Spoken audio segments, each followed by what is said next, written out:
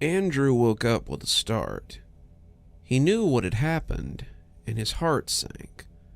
The sound of shattering downstairs did the same to his nerves. It had come. After weeks of watching and stalking him, the creature had finally decided to break in. The patio door, made completely of glass, provided it with the perfect entrance. Andrew lay in bed in the blackness, illuminated only by the small amount of light the moon provided through the space between the curtains. He listened for the creature to see if it was inside, secretly praying that everything would be silent. The terrifying cracking of glass under its feet confirmed his worst fear. It had finally made its way into his home. With this crushing realization, Andrew, now shaking, grabbed his baseball bat and crept downstairs. Deeper into the darkness, he was determined to confront the thing once and for all, secretly hoping, though, that it would run away when it saw him, as it normally did. Andrew stood at the bottom of the stairs, listening. At first, all he heard was the cracking of glass under the creature's feet. Then, for the first time, Andrew heard it, breathing heavily, as if its throat was blocked with phlegm. The hideous monster snarled and clicked, gradually getting closer to Andrew. Now, out of the kitchen, the creature was finally off the glass. It walked almost silently now, strangely more agile than it looked, especially considering how clumsily it ran away. Andrew realized what he needed to do. He grasped his weapon tighter and froze, unable to move. He knew he needed to attack it, but he just couldn't. Its teeth, its eyes, its skin, they were human, but not quite. It was in the living room now, and edging closer by the moment. Yet Andrew was still too terrified to move. Even if it didn't have arms, the creature was the embodiment of terror to Andrew. Andrew stood at the bottom of the stairs, shaking. He heard the creature getting ever closer, the sickening sound of its distorted breathing, amplified by the almost pitch-black darkness. It was nearly at him now. He had one chance to kill it, and he wasn't going to waste it. The creature stepped into the doorway to the stairs. Andrew was hidden just to the left. He swung at full force, hitting the thing in the chest with the bat. It staggered back, then stopped and looked at Andrew, its tiny, wild eyes staring into his soul. Andrew felt a deep fear, unlike anything he had ever experienced. The creature then let out a gurgling hiss, baring all of its sickening, deformed teeth in the process. It kicked Andrew in the guts, winding him. He fell to the floor in pain, unable to breathe, then rolled onto his back and scuffled up against the wall just behind him.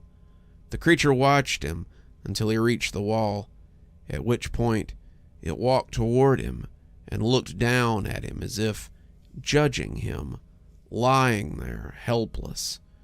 It then stomped on his shin, snapping the bone.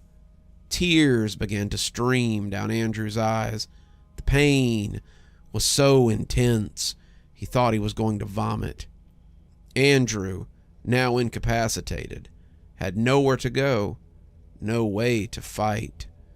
The creature placed its foot on his stomach, pressing down, ripping into his flesh with its long, dirty toenails. With the creature's foot so completely inside his stomach, Andrew started to cough up blood. Tears streamed down his face. He passed out from the pain, and then passed away. The creature loomed over what was now his bloody corpse. It descended its face towards Andrew, then tore away a bloody piece of flesh from his chin, dislocating one side of its jaw in the process. The creature continued to tear and eviscerate Andrew's corpse until everything it could stomach had been devoured. It then left, calmly, silently, with a pure and deep hatred in its heart. It departed the same way it had come in, through the broken patio door. Another perspective on Bob. Hey guys, normally creepy shit doesn't happen to me, despite living in the weird New Jersey. I guess I can't really say that anymore, considering I've had the worst frigging week of my life. In a way, I brought all of this on myself, but I'm getting ahead of myself. Since I've lurked for so long, it's only fair I tell you guys what happened. So a week ago, my birthday, I just turned 18 and decided I wanted to screw around and look for ghosts. I would have hung out with my friends, but I wasn't in the mood to be a third wheel. If only I just sucked it up and dealt with it. Instead, I shoved my phone and my flashlight in my hoodie pocket and snuck out the back door. I really didn't expect to find much, or I would have brought a proper weapon with me. I guess it's sort of dumb to think about it in retrospect. I remember glancing at the clock. It was around 11 or 12 at night when I left. It was pretty dark because there was no moon.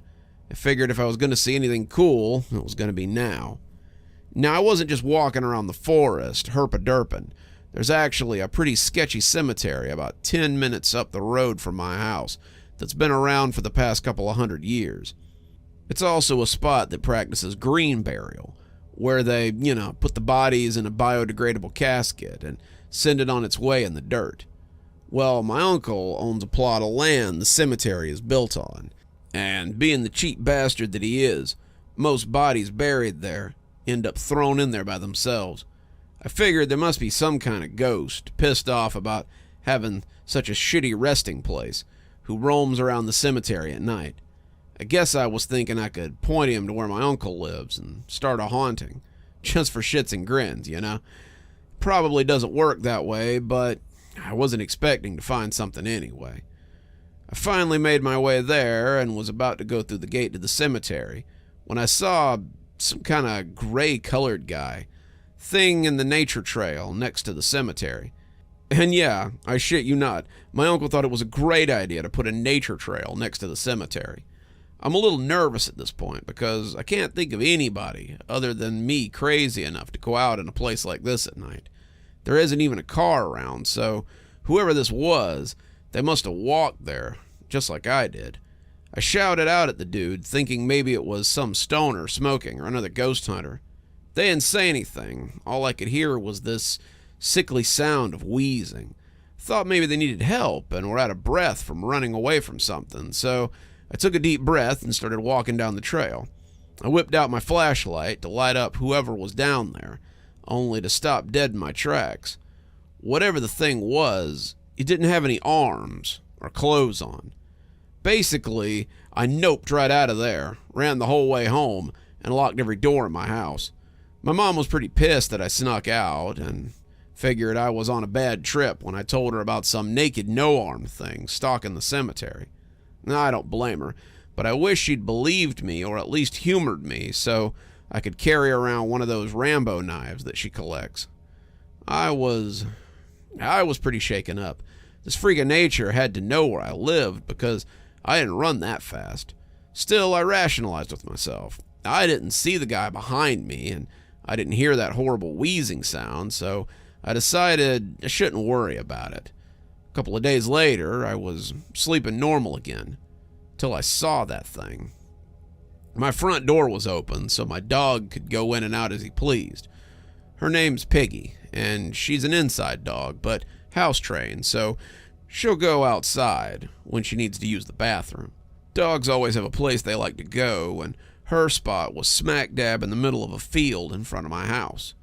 Piggy ran outside, and a few minutes later, I heard her barking. I was a little confused because she normally never barks, so I figured there must have been a stray cat around or something. I got up to assess the situation. That damn thing was standing in the middle of the field, fixated on my dog. He had a toothy grin on his face, and the little teeth in his mouth looked as if they were about to rot out. He was completely hairless and gray all over, with tiny, squinty eyes. I started screaming, making any kind of noise necessary to distract him from eating my dog, who during all of this was frozen in her tracks. His eyes darted up to me, and we had this staring contest for what seemed like hours, but I'm sure it was only a few minutes. He broke my gaze and, I shit you not, began peeing on my dog. It wasn't yellow or clear, but a disgusting pea green that coated my dog's fur. It was viscous, like snot. It had this horrible acrid smell, similar to sulfur, I guess.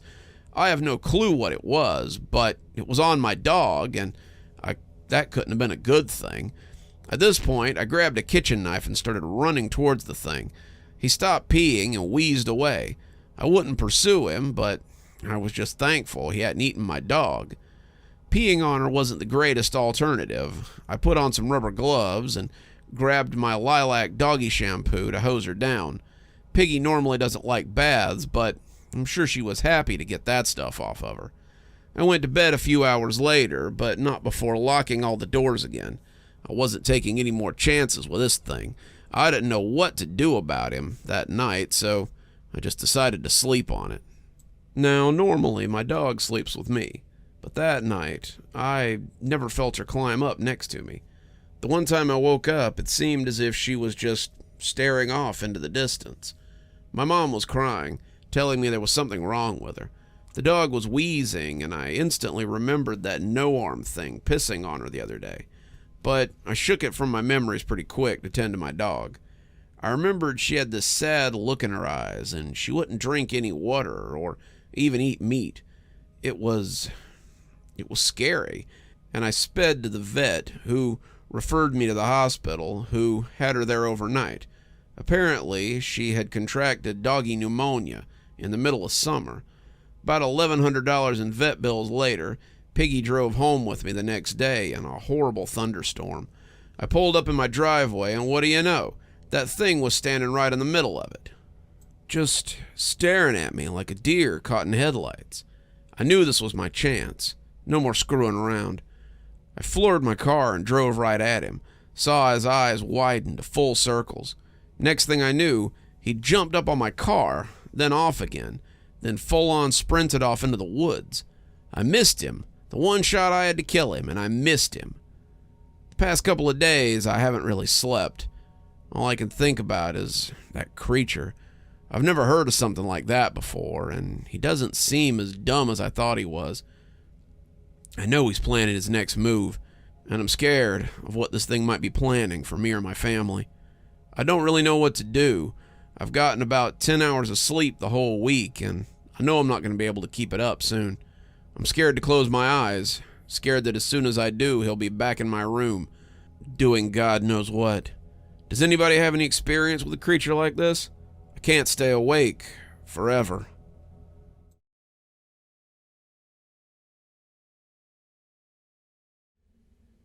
At first, I ignored the dripping sound. I figured it was just raining, but the drip, drip, drip just wouldn't stop. No matter where I go, it's there. I've searched the whole house by now for the source, but no matter where I stand, it seems to be coming from over my head. I called a plumber. They should be here between 10 and 2. I'm really hoping for 10. Sound is driving me crazy. I try to distract myself with music, but no matter how far I turn the stereo up, the dripping is still there, incessant, just loud enough to form a backbeat. Drip, drip, drip. The plumber showed up. His eyes are red like he hasn't been sleeping. I explain the problem, and he goes to look. Yeah, I've been hearing the dripping for a couple of days now, the plumber says from under the sink. The leak clearly isn't there, but I don't say anything about it. He's the plumber, after all. It says so on his name tag, along with his name, which I'm certain he told me, but I must have forgot. The plumber keeps talking. I'm starting to think it's some kind of tinnitus because the dripping's following me around. This drip does that? I admit. I can't seem to narrow down where it is. Well, it isn't here, the plumber says, coming up from under the sink. His eyes look even redder now. I got a few more places to check, though. I follow him around the house. He weaves a bit drunkenly, and I start to wonder why his eyes are so red. Just my luck. I get a plumber who can't find the drip because he's hitting the bottle of scotch. Been getting a lot of these calls, the plumber slurs. You're lucky we could get you in. Seems like everyone has a leak they can't find these days. Just find it, I say. The tapping, dripping, dropping, clanking sound makes it hard to be patient. Maybe that's why the first thing I thought when the plumber dropped to the floor was, I'm supposed to be thankful for this alcoholic showing up. My second reaction is better, as it clicks with me that something's seriously wrong with this guy. I sink to the floor beside him and reach out. I call his name, which I only know because of the nameplate on his chest. I've forgotten his name even as I say it. He doesn't respond. A little pool of blood spreading on the floor from his nose. The next bit happens in a whirl. I call 911 and the paramedics show up. One of them has bloodshot eyes, and I find myself staring at that rather than at the corpse on the floor, because by then I know the plumber's dead. He hasn't so much as blinked since he fell to the floor. They take the body away and leave me with a little pool of blood slowly congealing on the tiles in my kitchen. When I head to get some towels to clean it up, I pass the bathroom mirror. My eyes look a little bloodshot too. Probably the dripping. Makes it hard to sleep at night. Though, maybe it's time to pick up a bottle of scotch myself. I'm not usually a heavy drinker, but something to help me relax a bit. The next day I'm sitting in my living room with the TV blaring in a doomed attempt to drown out the drip, drip, drip. A report comes on the news that catches my attention, mainly because I recognize the plumber's face. The familiar plumber's snapshot is alongside a few others on a screen cap. The details of the report are hard to concentrate on as the drip, drip, drip seems to wind in among the calmly stated facts from the news reporter. But even with that, I managed to get the basics. The people on screen, including my plumber, are all dead. That part makes sense. The rest doesn't seem to compute properly, even with my limited knowledge of biology and how the body works. The findings in his death don't feel right. When they brought my plumber to the hospital to examine him, there was no brain in his head. His entire skull was filled with blood. He was the first. Lucky me to have the first die in my kitchen and leave a pool of blood. The others are victims that have come in since his death. All dead now, according to the newscaster, with her perfect lipstick and her wide blue eyes. The CDC's been called in. The newscaster gives a list of warning signs of this new disease. I barely hear most of it because it sounds more like a practical joke than a real thing. The only thing I really pick up on is the dripping sound. The dripping in my own head wouldn't let me tune that factoid out.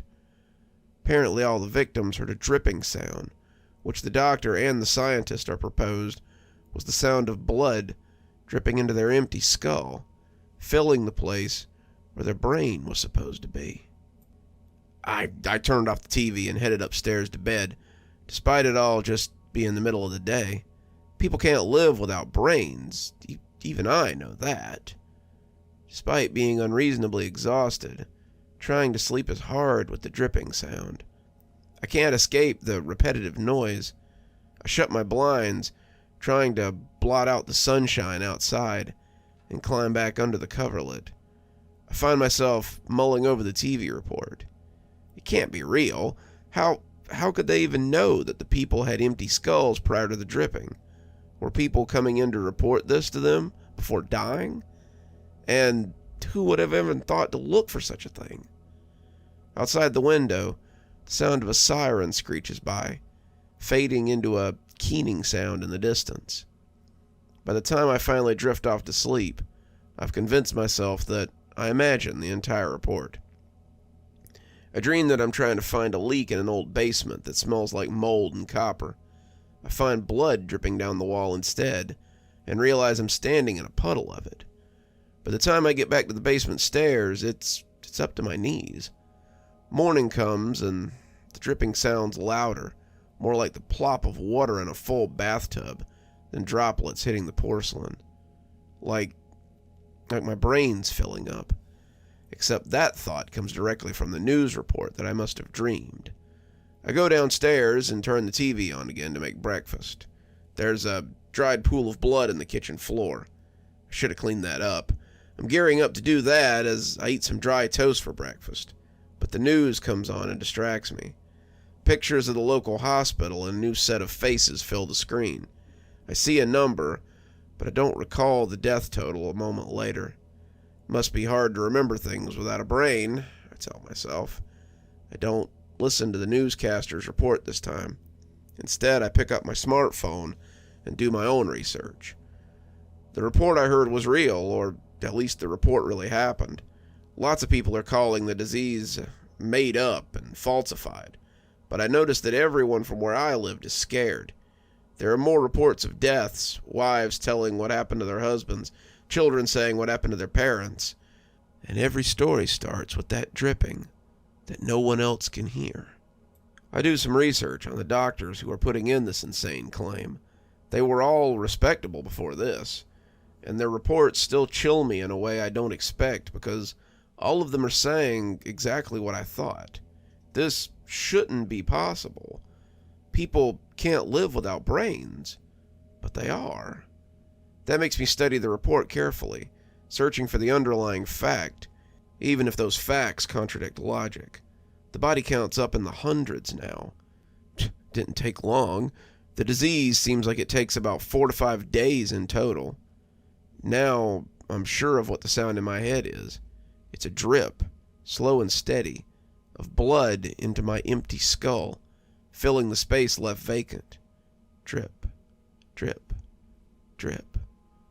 No matter how much I study the report, there's no explanation for this phenomenon, nor why the people die when the empty space is full. But they do, and by inference, that means I will too, unless I can figure out a way around my looming fate. I clean up the dried blood on my kitchen floor, overflow from the plumber's brain. He should have drained it beforehand and brought himself some time. How full is my skull? I'm 3 days into this awful dripping. I go out to my car and consider driving away, but the dripping would just follow me. When I go back inside, I'm thankful that I didn't leave. The TV tells me that the borders of the city have been closed. We're all in full quarantine for the rest of the world. Another fact sneaks in to frighten me. The death toll is up in the thousands now. And that's just the ones that have been reported and tallied. There are only 2 things the city's doing now: dripping and dropping dead. That strikes me as funny, and I laugh. I can see my reflection in the kitchen window as night falls. My eyes are a horrid shade of red. I wouldn't mind some scotch, but pretty sure that even if there were places open out there, they wouldn't serve me. No one seems to know if this is contagious, but no one's taking any chances. We don't know what the cause of this plague is, but the quarantine has people thinking that it can be contained. That means that we're spreading it somehow. No scotch in the house. I lock all my doors and bar the windows as night deepens. There are bodies in the street. I can't find a death toll online anymore. No one's doing anything akin to scientific research. I find several places where people outside the city are discussing what's happening. I try to leave comments, but my fingers don't seem to want to type anything sane. I can locate a few like me, typing similar comments. All we talk about is the dripping. The drip, drip, drip. But it started to sound like a ticking sound to me. After all, that drip is my life, ticking back to 0. In the middle of the night, I hear a gunshot fired, then another. Someone runs by outside my house, and I'm pleased that they don't fall down and die. There's enough corpses outside my house. When I survive this, I don't want these bodies to be my responsibility. No one out there is going to help me, not those talking about the disease from their safe, unaffected cities, and certainly not the dwindling population of the city around me. I stare at my kitchen floor and think about the plumber. Ending up like him is hardly appealing, so I won't. His problem, I decide, was that he didn't have the information I do. He didn't know what was happening to him, so he couldn't address it. He didn't know that he didn't have a brain in his skull, and it was slowly filling up. My leg up is that I know these things. I wonder how we lost our brains and if we can get them back. But those are facts that I don't have. The people who came after me may have them, but I have to make do with what I know. And what I know is that my skull is filling up with blood, and I'll die. A smile spread across my face. I feel it stretching unused muscles. All I have to do in order to not die is not let my skull fill up. I head into the garage and dig in the tools there. I find my drill and bring it inside. Safety first. I wash and sanitize the bit, then I leave my sink faucet on. I figure I can wash and rinse the thing as I go in if it becomes necessary. Good thing I know my sink doesn't leak. I giggle a little. I'm getting silly. It's all the dripping, I guess. I tell myself it's hard to focus with the dripping, and maybe, just maybe, it's hard to think clearly with no brain. The best place to go in, I decide, is the dead center of the skull. I don't need to worry about hitting my brain, after all. I plug the drill in and put the bit where it belongs. I picture the blood coming out of the plumber's nose. Obviously, that doesn't work as a drain before death, but I'm smart enough to create my own drain. My head would never fill up. Nope, I'll just let that pesky dripping blood drain out the front. The back might have been a better choice. Not to mess up my face, but I can't properly reach back there. Forehead it is, I guess. I turn the drill on and press it to my forehead. You'd think it'd hurt a lot, but the truth is, it doesn't hurt all that much at all. After the first surprise jolt, it's more like a toothache.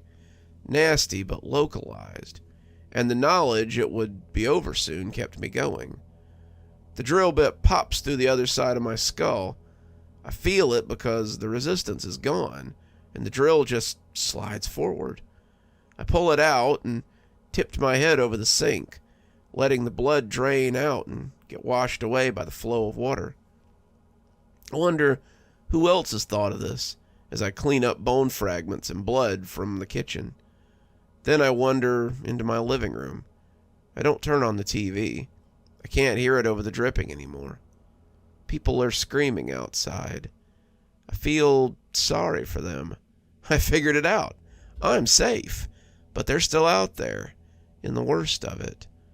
I go to the window and look out, peeling back the curtain. The world is fresh and new, vital. Looks redder than it did before. It's actually a little hard to see. Oh, I should have thought of that.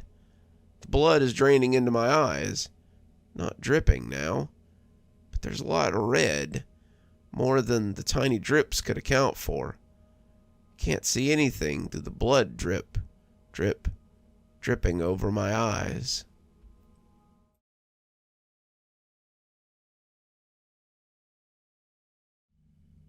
You ever heard of Millie, the hanged lady? That's what Josh, my best friend, asked me one night while we were camping in the woods. Seriously, is this another story you made up, Josh? Asked Sue skeptically. No, this is 100% true, seriously. You guys never heard of this? I shrugged my shoulders in denial.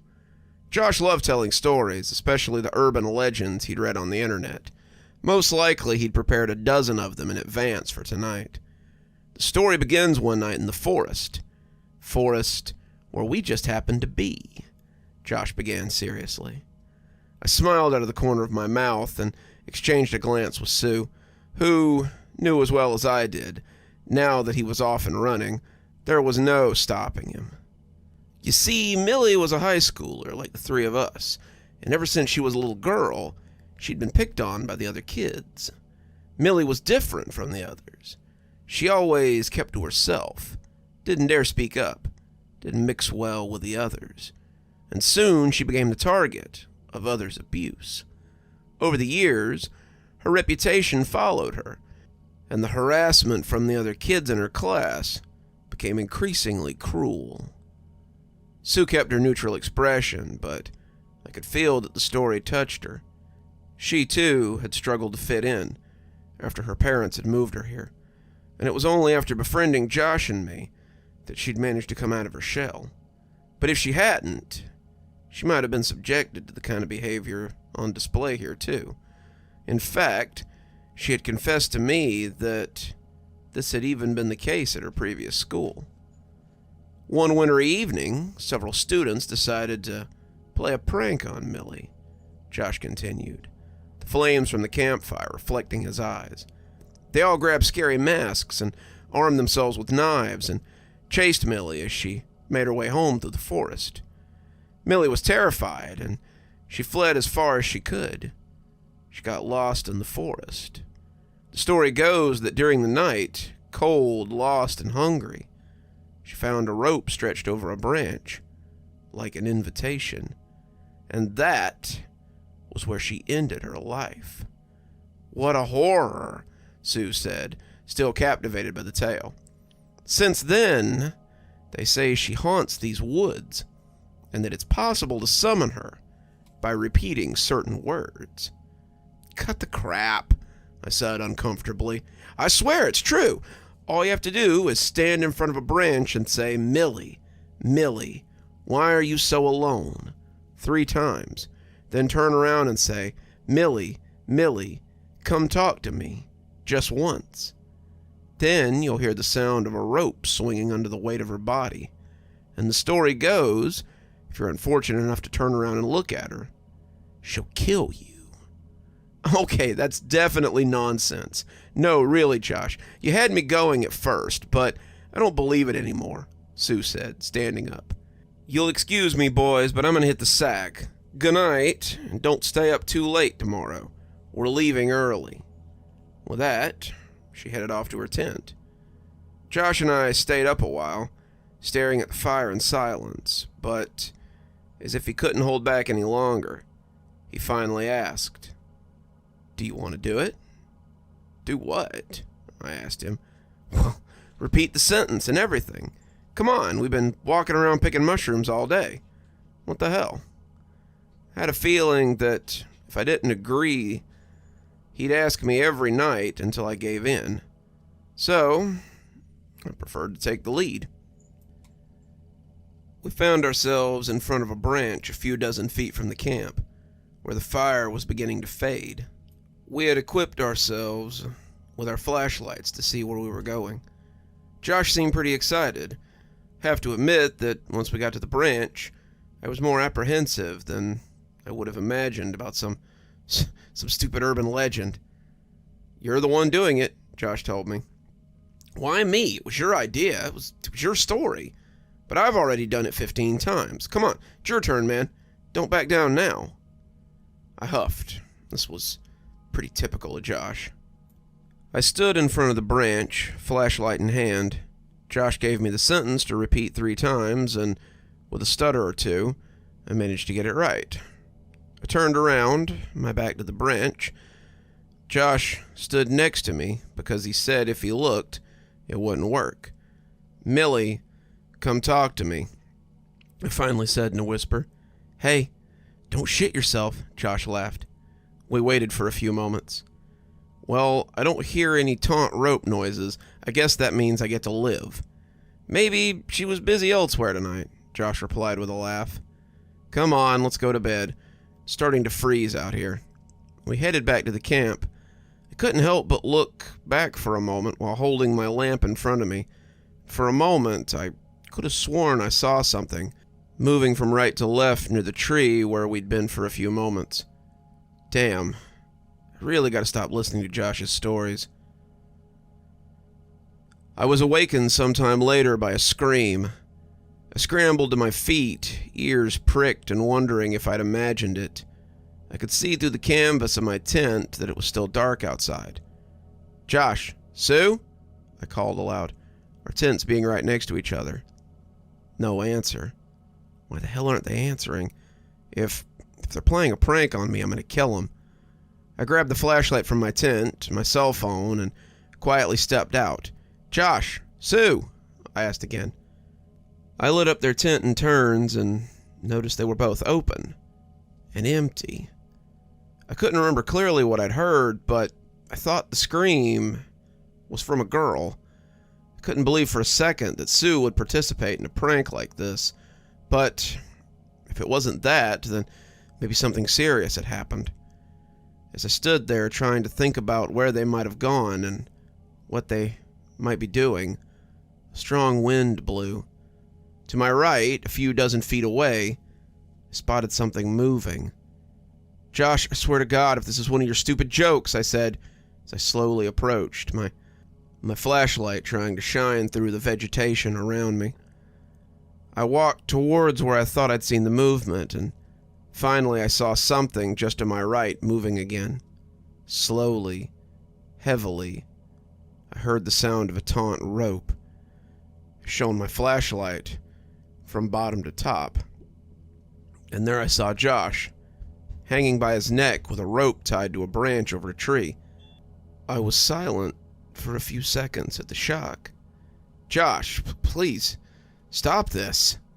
His face was contorted in an expression of sheer terror. Eyes revolted back. His skin was blue, lifeless. I nudged him with my hand, and he just rocked back and forth a little. I couldn't believe it. It must have been an elaborate prank on his part. It wasn't possible. Not Josh. He was glowing with life. He would never take his own life like that, in the middle of the night, on a camping trip. The reality finally dawned on me, and I was overcome by a violent sob. My legs buckled, and I threw up on the ground. As I wiped my mouth, my eyes misty with tears, I heard something impossible. The sound of a taut rope slowly swinging right behind me. I straightened up, the sensation of mortal danger just behind my neck. "Who's there?" I asked, my voice trembling and still tight. The rope suddenly stopped moving. "Why don't you look at me?" said a feminine voice from beyond the grave, whose windpipe seemed to be strangled. What? Your friend looked at me. Look at him now. He's so much happier here with me. I remained silent, my eyes fixed in front of me, as if frozen in place. It's impossible. She can't be real. You're having a nightmare. Wake up, wake up, wake up. Look at me. I ran. I didn't know where, and I didn't care. She'd killed Josh, and now this thing, whatever it was after me. After a minute, I remembered Sue's scream. She must have been awakened like me, maybe by Josh getting up, or when he'd been killed. She must have discovered the corpse, too. With any luck, she'd managed to escape. I figured if she'd gone off with her cell phone, she'd have tried to escape to the nearest road, which was about 15 miles, even though there was no way she could get there before the night was over. I tried calling the police and my parents without success, but luckily the GPS still seemed to work, so I followed the direction. I was walking fast, so as not to collapse on the ground from exhaustion. I was already out of breath, and I couldn't stop. I always made sure to aim my flashlight at the ground in front of me to be on the safe side. The urban legend Josh had told me had said that you had to turn around and look at her for her to kill you. So, maybe I shouldn't look her in the eye. I felt like I was being stalked. I flinched at every movement of a branch in the wind, and I constantly felt eyes on the back of my neck. But I was too scared to turn around. I had to get the hell out of the forest. Sorry, Josh. I promise I'll come back for you as soon as I find some help. I spotted an abandoned cabin we'd seen on the way here. I remembered that Sue had said that this was where we would find shelter if there was a storm or something. Suddenly I saw a light pierce the darkness through the wooden planks of the cabin. I sprinted towards it. Sue! Sue, I'm coming! I shouted out of breath. I stepped inside, the boards creaking beneath my feet. The light streamed in from under the door, and the cabin only had the one bedroom. I crossed the space between me and the door, glad I'd found Sue before I fled this place. I put my hand on the door handle. Sue? I paused. Silence was unnatural. Something was wrong. Sue, are you okay? I asked through the door, my hand still on the handle. Answer me, please. You're freaking me out. Josh is dead, and the thing that killed him is still around. We need to get the hell out of here. No response. Sue! I noticed the light moving under the door, as if someone was holding the strap at the end of their finger and swinging right to left. No, no, no, no, no, no, no, I said in horror.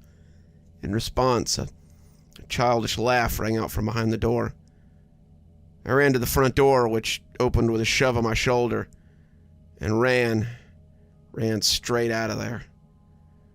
After a minute, I collapsed on the ground. It forced me to stop and think about what had happened. Maybe it wasn't Sue. Maybe this thing had managed to grab a flashlight and was just playing games with me. After all, I had no idea the extent of its abilities. I kept my eyes on my knees as I pondered what I'd seen. Then I heard it. The sound which I could now detect amongst any other sound. The sound of a rope stretching taut, swinging from left to right. Sound wasn't coming from behind me this time. It was from my left. I could feel her sinister gaze, inviting me to look at her and sealing my death in the process. I stood up, eyes on my feet, and started to run to my right, but I was stopped in my tracks. The sound of the rope was now coming from just ahead. Without thinking, I turned in the opposite direction. Again, sound was coming from right in front of me. She's everywhere. I'm screwed. I stood there with my eyes on my feet, trying to think of a solution. Josh was dead. Sue was missing, maybe dead too, and this running around all night. I closed my eyes, and tears quickly formed at the ends. I had an idea. Legend said that it was looking at her that allowed her to kill you. What if I just kept moving forward, looking at my feet, or even closed my eyes? The idea of walking through the forest with my eyes closed sent a chill down my spine. But what other choice did I have? I've been squatting here for several minutes now, writing this message. I've tried to call the police, but every time I call, all I get is static. I don't know where Sue is or how to get rid of this thing. I'm alone, I'm cold, and I'm exhausted. If you're reading this, please help me. Please help me.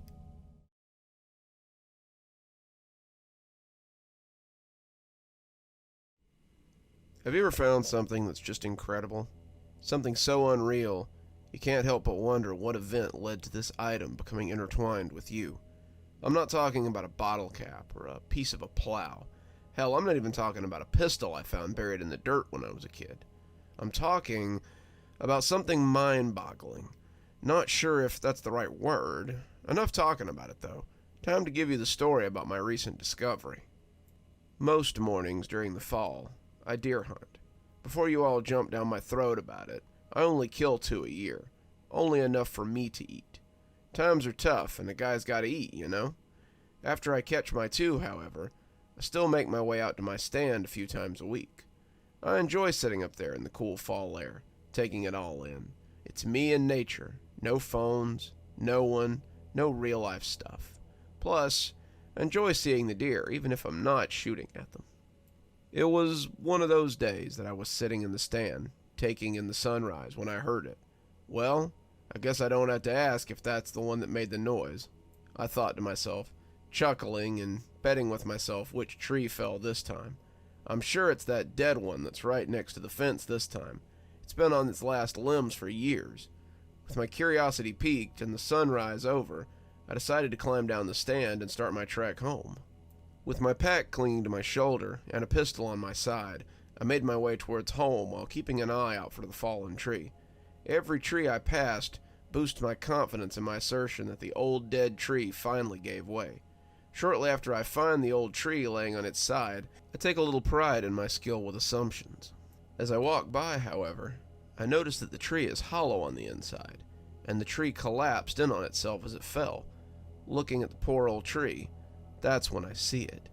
The stump of the tree was not hollow. It's solid like a normal tree. Odd, I think. Termites must have gotten to it after it dried out. But the stump had something sitting inside of it.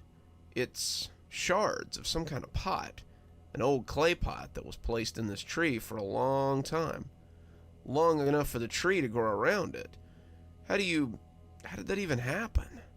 Thoroughly intrigued, I look through the pieces of the clay shattered in the stump, and the first thing that sticks out is it isn't clay. It's a piece of cloth, and a piece of thin rope around a circular piece of clay, which I presume was the top of the pot. The other eye-catching part of this is a large, round, flat piece of clay that appears to be the bottom of the pot. I know what you're thinking. Wow, pots have bottoms. What a fascinating thing to realize. Well, smartass, it's not that it's a bottom.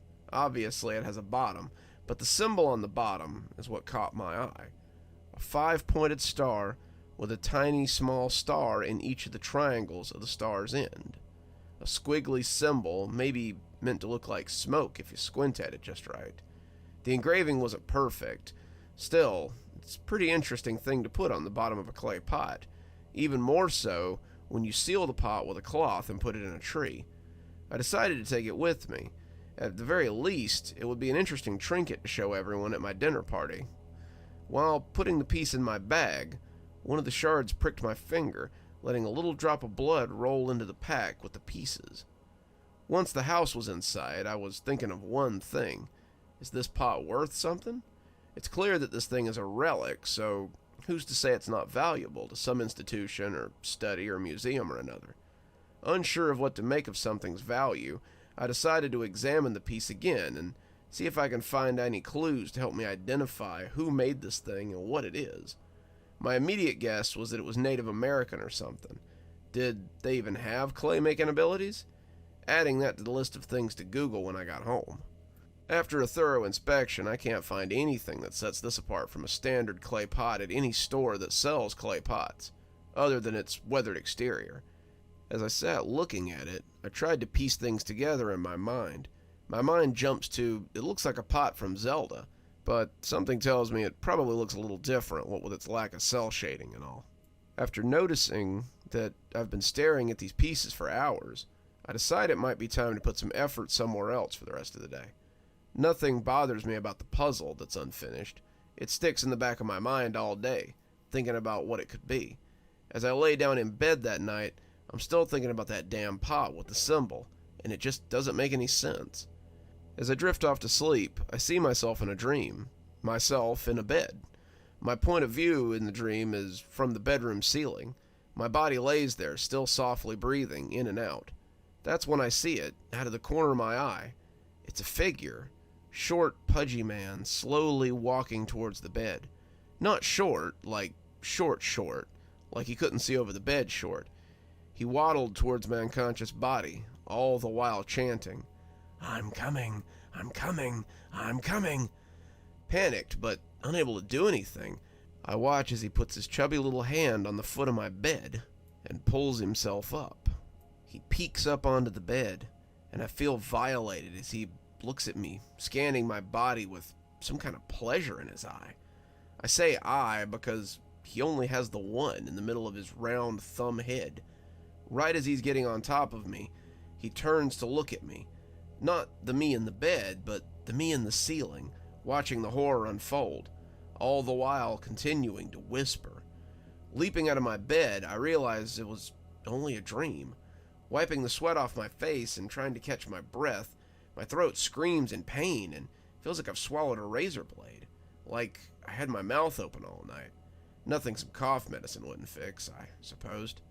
I jumped in the shower because I guess in all the excitement over the pot I forgot to take one last night and had dirt all over my clothes. Not even sure where I'd picked up that much dirt. Onward the day goes as I try to get this damn pot out of my head when it dawns on me. My brother was a history major in college. Maybe he'd know something about it. I take a picture of the symbol and give him a brief synopsis on what happened. It's almost no time before he texts me back, asking if I'm being for real. Why would I make this up?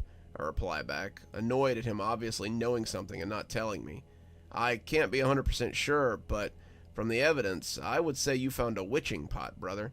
Don't keep me in suspense. You know I don't have a clue what you're talking about. It's a pot for witch catching, you muggle. I'm serious, Zeke. Tell me what this thing is, please. Okay, I'm just messing with you. It's an ancient tradition that goes all the way back to the Romans, I think. When bad stuff was happening, they would do some kind of ritual and trap the insert bad thing here into the pot. Like Ganon, basically. That's encouraging, but I don't think the Romans were chilling in America. It goes back to the Romans, but the tradition has been around for all kinds of civilizations. African tribes, Chinese, Vikings, basically any civilization you can think of has something similar to it. Logically, the Native Americans probably did the exact same thing. They would make a container for evil forces and put the symbol of the earth spirit on the bottom of the container. I guess it worked like a magnet to lure it in. The thing usually gets trapped in the container and happily ever after for the good people. Okay, that doesn't really help, but at least I know what it is now. Thanks. Let me know if any evil spirits run around your house. So, as you probably guess, I wasn't really concerned about this, but it did make me a little unnerved, given the dream I'd had. Everything he said made some kind of sense. The symbol at the bottom was some kind of witch, demon, or hell, maybe some disease that was running through the people. They sealed the pot up with cloth and set it on the altar or something made out of the tree. Some years later, you get a tree with a pot in it. My throat continued to burn throughout the day with no help from the medicine. I finally stopped fighting it, and after a few hours I went back to bed, hoping to sleep it off. I woke up from an apparent nightmare that I can't remember having, but I do recognize that I'm talking as I awake. I hear myself mutter, "I'm here," but I don't have time to think about it before it hits me. Pain. Hot, sharp pain runs through my arms. That's when I realize I'm standing in my living room, over my living room table, the table with the pot. Except I've used the piece in my hand to carve a 5-pointed star on my forearm. I drop the shard of bloody clay and run to the bathroom to get a towel. It's only skin deep, but I'm bleeding like a son of a gun. As the bleeding stops, my mind catches up to the last few minutes of my life. I was carving that symbol into my arm. Why the hell was I doing that? I decided the pot was going in the trash. Bagging it up, I walked out the door with the clay remains. Still, my mind was coming back to what my brother had said. It was used to trap something bad. It was holding something bad, and the tree falling broke its prison. And there I went, stumbling along like an unlucky penny I am, and picked up the pot. He's coming. My unconscious mind tried to warn me of what was happening. Too dumb to realize, though. As I walked back in the house from throwing the pot in the trash, that was when I realized it. I was still holding the bag in my hand. I hadn't done anything with it. I can't make my hand let go. It won't let go of the bag. No matter how hard I tried, it won't let go. Not even when I jabbed at the star-shaped cut in my arm. Trembling with pain, it still held on.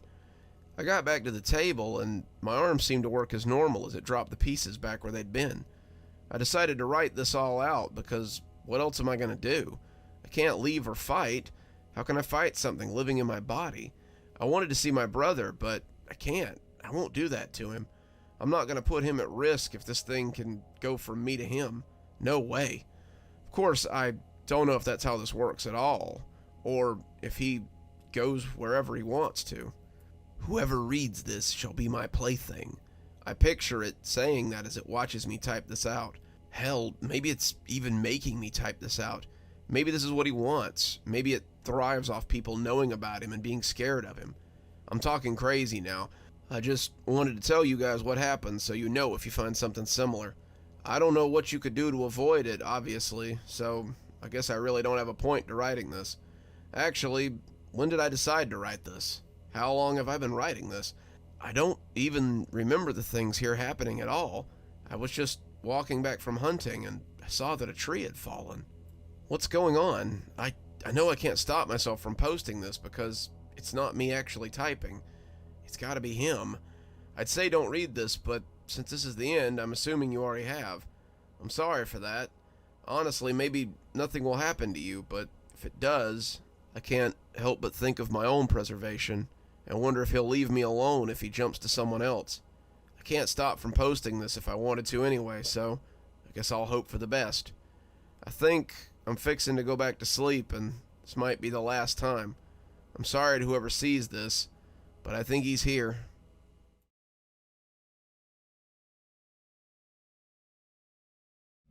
I never thought I'd dread waking up, but here I am, eyes squeezed shut, praying that when I open them, I'll see something, anything different. My name's Marcus Thomas, 32 years old, and I'm trapped in a nightmare that I can't escape. It started like any other day. I remember it perfectly, every little detail. The smell of coffee brewing downstairs, the sound of Aisha humming in the kitchen, the warmth of the sunlight streaming through the bedroom window. I sat up, stretching, and glanced at the clock. 7:15 a.m., right on schedule. I padded downstairs, following the scent of breakfast. Aisha stood at the stove, her back to me, swaying slightly as she flipped pancakes. Her dark curls were piled up on her head, and she wore my old college t-shirt, the one with the hole in the sleeve that she refused to throw away. "Morning, beautiful," I said, wrapping my arms around her waist and planting a kiss on her neck. She laughed and leaned back against me. "Morning, sleepyhead. I was beginning to think you'd sleep through your alarm again." "Not a chance," I replied, reaching around her to snag a piece of bacon from a plate on the counter. "Can't be late today. Big presentation, remember?" Aisha swatted my hand playfully. "How could I forget? You've been stressing about it for weeks." We ate breakfast together, chatting about our plans for the day. Aisha had a busy schedule at the elementary school where she taught 3rd grade. I had my presentation to the board, which could lead to a big promotion if it went well. As I was finishing my coffee, Aisha glanced at her watch. "Oh, I better get going. Parent-teacher conference this afternoon, so I need to get there early to set up." She stood, grabbing her bag and her keys. I rose to walk her to the door, as I always did. "Knock 'em dead, babe," she said, stretching up on her toes to kiss me goodbye. "You're gonna do great." "Thanks. Have a good day." "Love you," I said, squeezing her hand. "Love you too," she called over her shoulder as she headed for the car. I watched her pull out of the driveway, waving as she drove. Then I went back inside to finish getting ready for work. The day passed in a blur of meetings and last-minute preparations. By the time my presentation rolled around at 3 p.m., I was running on pure adrenaline and caffeine. But it went well, better than I'd hoped, actually. The board seemed impressed, and my boss even hinted at that promotion as we wrapped up. I was on cloud 9 as I packed up my things, ready to head home and celebrate with Aisha. I pulled out my phone to call her, wanting to share the good news right away. That's when everything changed. The phone rang once, twice, 3 times. Then a voice I didn't recognize answered it. "Hello? Is this Marcus Thomas?" My stomach dropped. Something in the woman's tone sent ice through my veins. "Yes, this is Marcus," I replied, my voice suddenly hoarse. "Who is this?" "Mr. Thomas, this is Nurse Reeves at Mercy General Hospital. I'm calling about your wife, Aisha. There's been an accident." The world tilted on its axis. I grabbed the edge of the desk, knuckles turning white. "What happened? Is she okay?" The pause before the nurse responded lasted an eternity. "I'm so sorry, Mr. Thomas. Your wife was brought in about an hour ago. There was a multi-car pileup on the highway.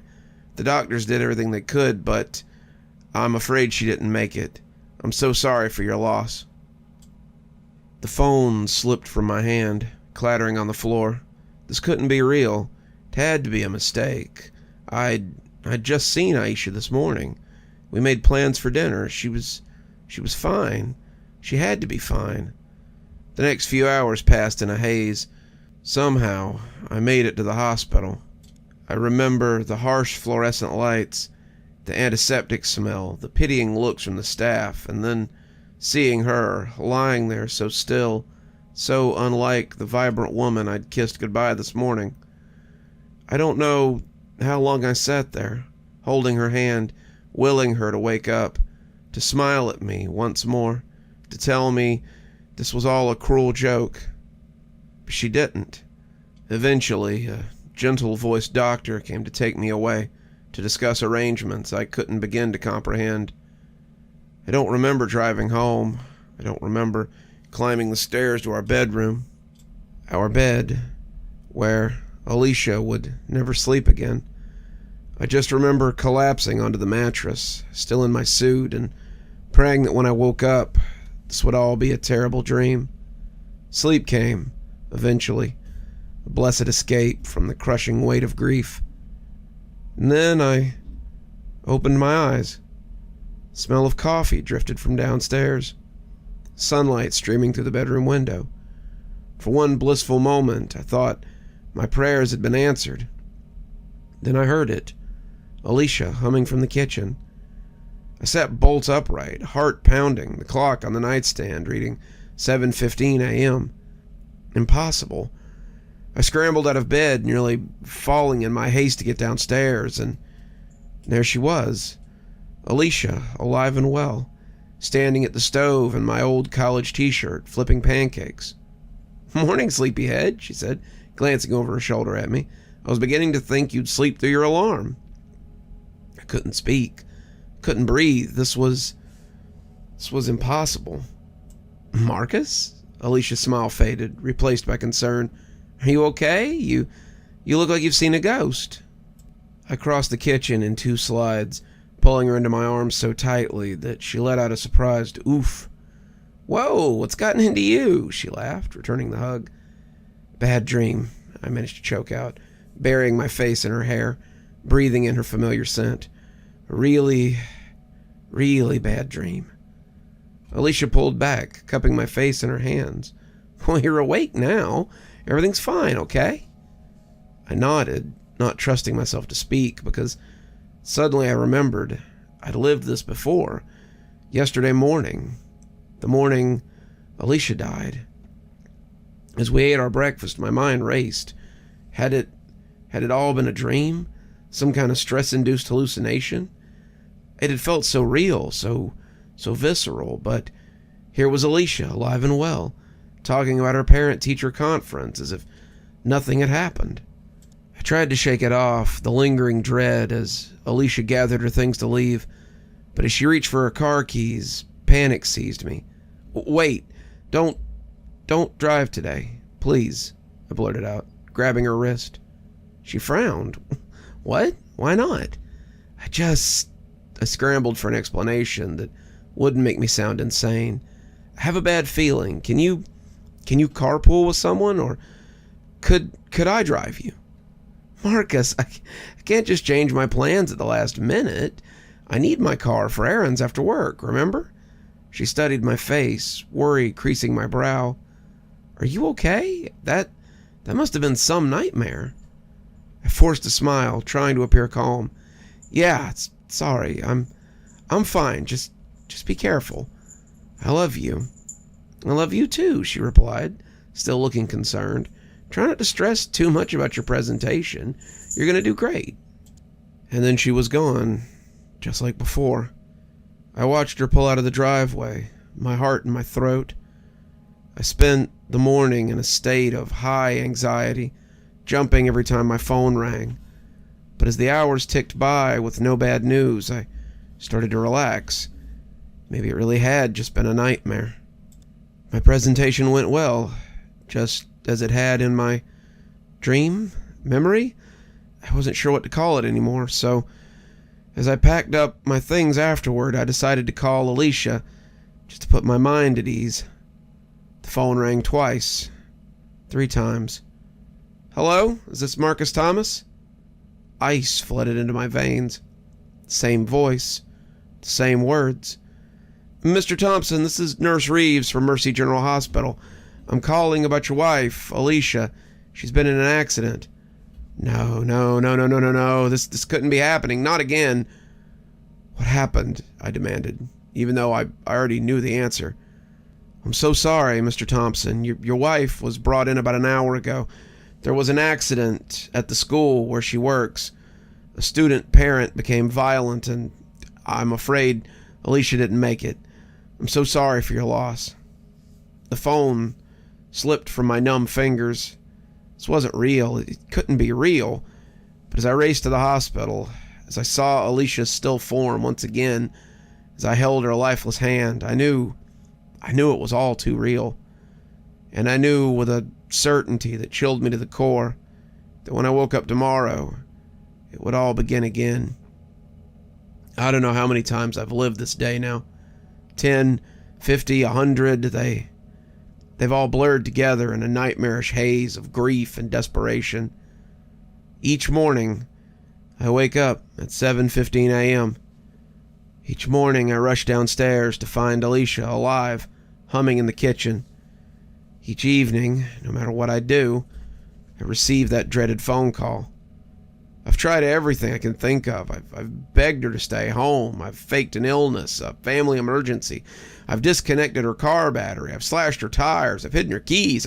I've called the school with bomb threats. I've tried to get it shut down for the day. Nothing works. If Alicia stays home, she dies in a house fire. If she can't drive, she takes the bus, which crashes.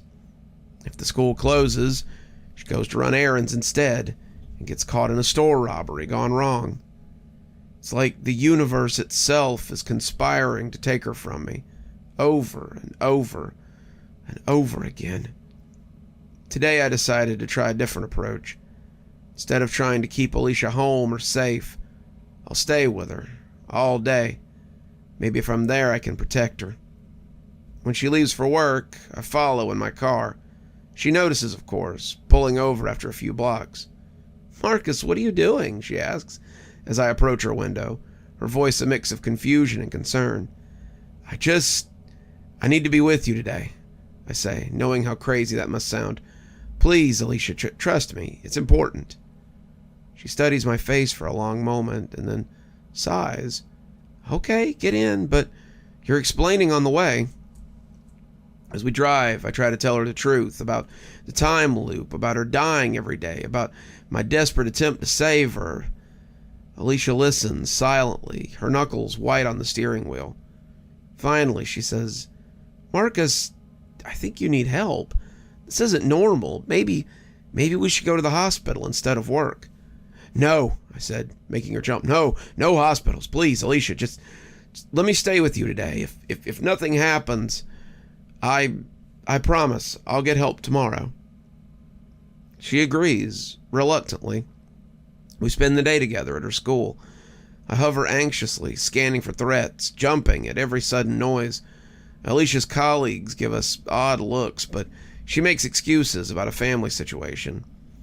As the final bell rings, I begin to hope maybe this time it'll work out. Maybe I've finally broken the cycle. We're walking to her car when I hear the screech of tires. I turn to see a car careening towards us, the driver slumped over the wheel. Time slows. I reach for her, trying to pull Alicia out of the way, but I'm too slow. Always too slow. The impact throws us both. I hit the ground hard, my vision blurring. When it clears, I see her lying motionless a few feet away, a growing pool of blood beneath her. "No," I whisper, crawling towards her. No, not again, please, not again." But it's too late. By the time the ambulance arrives, she's gone. I'm left once more with the certainty that tomorrow it'll begin again. The next day, I don't even get out of bed. What's the point? Nothing I do makes a difference. Alicia always dies, and I'm left alone with the grief. I hear her calling from downstairs, concern in her voice, but I can't face her. I can't watch her die again. Eventually, she comes up to check on me. Marcus, are you okay? I roll over, burying my face in the pillow. Go away, Alicia, please. The bed dips as she sits beside me, her hands gentle on my back. What's wrong? Talk to me. You wouldn't believe me if I told you. Try me. So I do. I tell her everything, my voice muffled by the pillow, about the time loop, about watching her die over and over, about the failed attempts to save her. When I finish, silence stretches between us. Then Alicia speaks, her voice trembling slightly. I don't understand what's happening, Marcus, but I believe that you believe it. And I'm here. Whatever this is, we'll face it together. I roll over, meeting her eyes. The love and concern I see there breaks something inside me. I pull her into my arms, holding her tight as sobs rack my body. We spend the day at home, talking, crying, trying to make sense of the impossible situation. As evening approaches, I grow increasingly anxious. Maybe it'll be different this time, she says, squeezing my hand. Maybe staying home was the answer. I want to believe her, but as the clock ticks towards the dreaded hour, a sense of the inevitable settles over me. At 4:17, exactly when the call usually comes in, there's a knock on the door instead. Alicia moves to answer it, but I hold her back. No, let me. I open the door to find two solemn-faced police officers. Mr. Thompson, I'm afraid we have some bad news. There's been an accident. I don't hear them, because behind them on the street I see a familiar figure, a man in a dark suit watching us. As our eyes meet, he smiles, a cold, cruel expression that chills me to the core. Then he turns and walks away, vanishing into thin air. I slam the door shut, my mind reeling. Who was that? What did it mean? But there's no time to ponder, because Alicia's on the floor, clutching her chest, gasping for air. Heart attack. That's what the paramedics say when they arrive. Nothing anyone could have done. As I watch them take Alicia's body away, that strange man's smile haunts me. For the first time, I wonder if there's more to this nightmare than I realize. The next morning, I wake up with a new determination. If I can't save Alicia, and God, it kills me to even think that, maybe I can at least find out why this is happening. I go through the motions of the morning, hugging Alicia tightly before she leaves.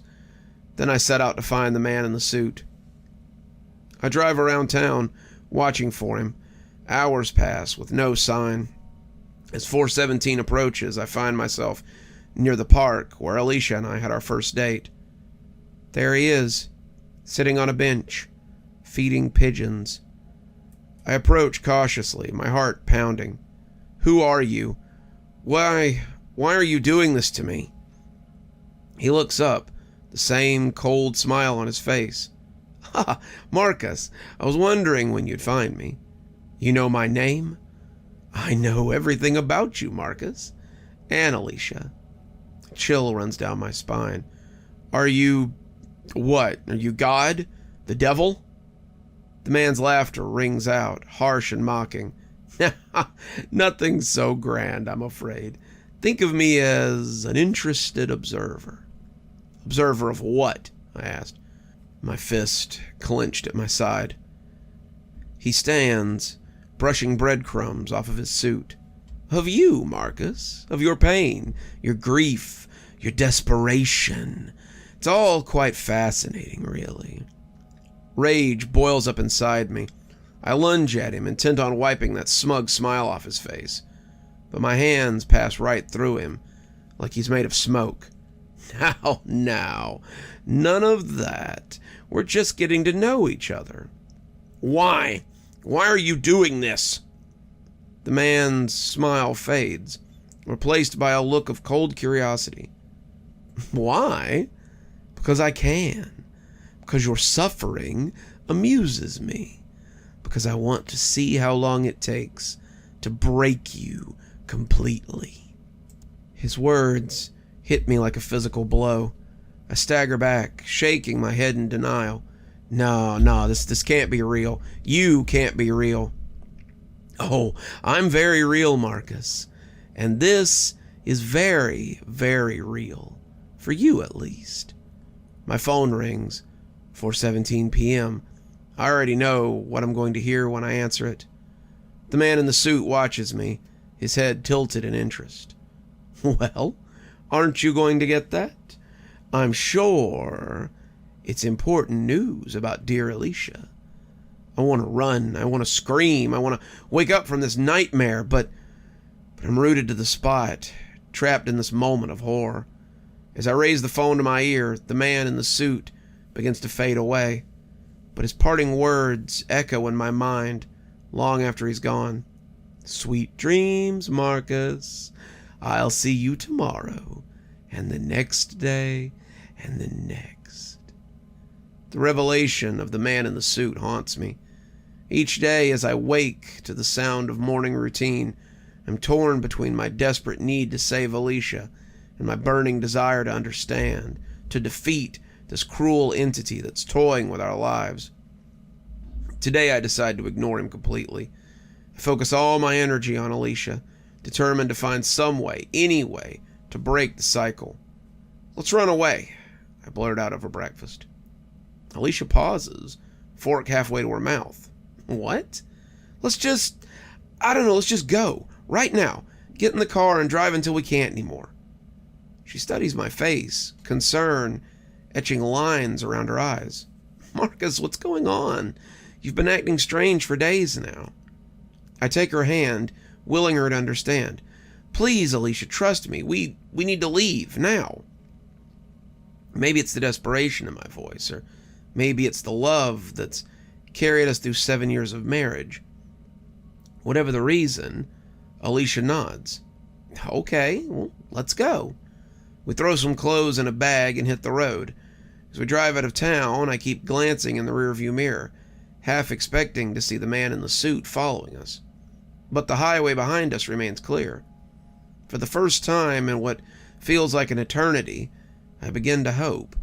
We drive for hours, putting miles between us and the town where Alicia has died 100 times. We laugh, we sing along to the radio, we reminisce about old road trips. As the sun begins to set, we pull into a small coastal town. "Let's stay here tonight," Alicia suggests, pointing to a quaint little bed and breakfast. I check my watch. It's 6:43. We made it past 4:17, past the time Alicia always dies. "We did it," I whisper, tears prickling in my eyes. "We really did it." Alicia squeezes my hand. "Did what, babe?" Before I can answer, a commotion down the street catches my attention. A crowd is gathered, pointing at something in the sky. "Is that a plane?" someone shouts. "It's flying awfully low." My blood runs cold. No, it can't be. The roar of engines fill the air. I grab Alicia, trying to pull her to safety, but it's too late. The plane crashes into the bed and breakfast in a deafening explosion of fire and debris. In the chaos that follows, the screaming, the sirens, the frantic attempts at rescue, I search desperately for my wife. Deep down, I already know. As I stand there, watching the firefighters battle the blaze, I feel a presence beside me. "Did you really think it would be that easy?" the man in the suit asks, his tone conversational. "That you could outrun fate?" I don't look at him. I can't look at him. Why? Why her? Why us? He shrugs, the moment visible from the corner of my eye. "Why not? Your pain is exquisite. Your love, your desperation, your growing madness, it's all so deliciously human. I'll stop you. Somehow, I'll find a way." His laughter's like broken glass. "Oh, Marcus, I do hope you try. It'll make this game so much more interesting." I wake up the next morning with a new plan. If I can't save Alicia by changing her fate, maybe I can save her by changing mine. I go through the motions of our morning routine one last time, savoring every moment with her. As she leaves for work, I kiss her deeply. I love you, I say. Always remember that. She smiles, a little puzzled. I love you too. You sure you're okay? I nod, forcing a smile. I'm fine. Have a great day, babe. As soon as she's gone, I start gathering supplies. Rope, a chair, a notepad. I write Alicia a letter, pouring out everything. The time loop, the deaths, the man in the suit. I tell her how much I love her, how sorry I am I couldn't save her. I beg her to live a full, happy life. Then I prepare the noose. Just before 4:17, I position myself on the chair. My plan is simple. If I die first, maybe the loop will break.